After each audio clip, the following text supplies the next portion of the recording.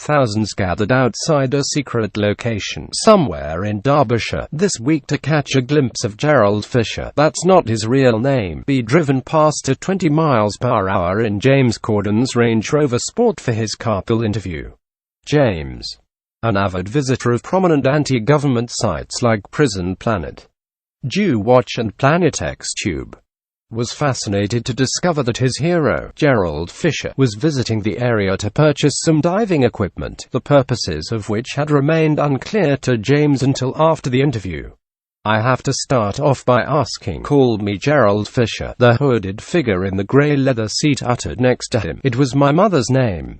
"Yes, Gerald, I have to start off by asking, mate, what's your reasons for all this diving equipment?"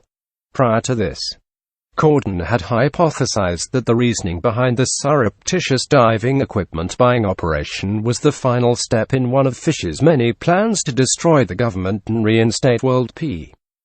Perhaps it was the subject of his latest book, Tinted Glass and How to See Through It.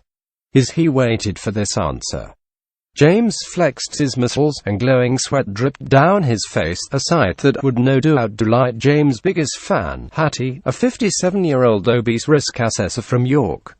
Fisher seemed tense as well. At the mentioning of the diving equipment, he shifted, as if the very mentioning of it had put them in the utmost danger. Then, he relaxed, breathed deeply, and offered, "They're for my boyfriend, Daniel.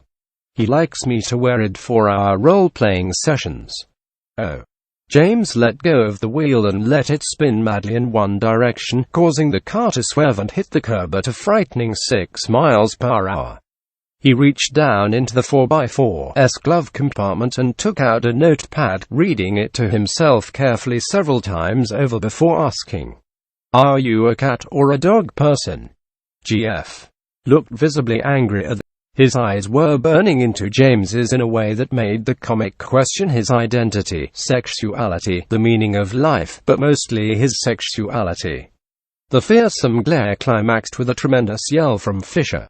"For fuck's sakes, James, you fucking knob, I'm fucking endangering my fucking life right now and you're fucking asking me fucking questions about fucking household pets. Don't you know those fucks are filled with NWO surveillance equipment?" James, who'd looked initially startled by the sudden change in his guest's manner, quickly recovered. "Yes, of course I knew that," he interrupted, bitterly. "It was to test that you are really him. That I'm really David Stone. Oh shit. I mean Gerald Fisher. Yes, it's really me, Dave fuck. Yes, it's me, you fuck. Excellent, now I can crack on with the real questions." James double-checked to make sure the convoy behind him was exclusively non-Jewish before continuing on.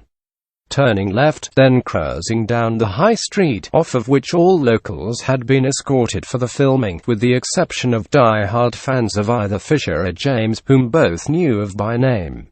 Hattie was there, as were the majority of UFO_data_USA and Chris Constantine's widow.